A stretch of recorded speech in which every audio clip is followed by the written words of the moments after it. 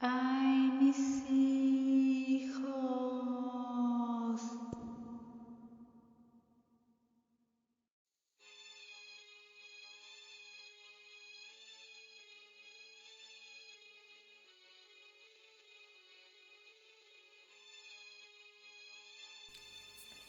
Chapitre 2. Jésus remarqua mon trouble. Je ne dis rien, je lui tournai le dos pour m'en aller. Il me courut après, saisit mon bras et m'exhorta. « Attends, Claudia !» Je me débattais et d'une voix pleine de colère, je lui répondis. « Nous en reparlerons chez nous. » Je m'éloignai précipitamment vers les escaliers. Je n'avais pas pu retenir mes larmes, même ce jour-là. En retournant travailler, j'expliquai à mes collègues qui me virent troublée que je n'étais pas trop bien. Je terminai mes heures en me renfermant dans mon silence.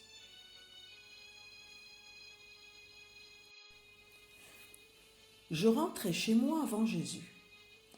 Mon premier instinct fut de ramasser toutes mes affaires et de les mettre dans une valise. Je voulais quitter ma demeure. J'étais surprise, mais surtout déçue.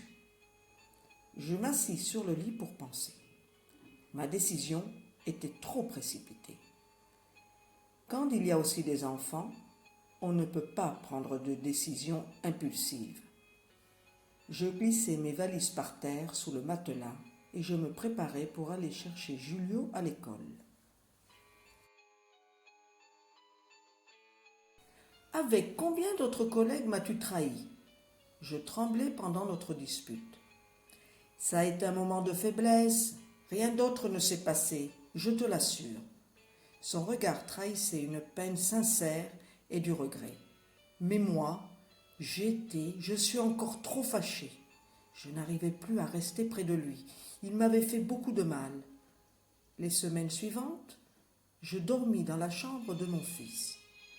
Dans l'obscurité de la chambre, je passais une partie de la nuit à penser, en essayant de comprendre si cela était arrivé par ma faute. Objectivement parlant, il ne me semble pas l'avoir délaissé.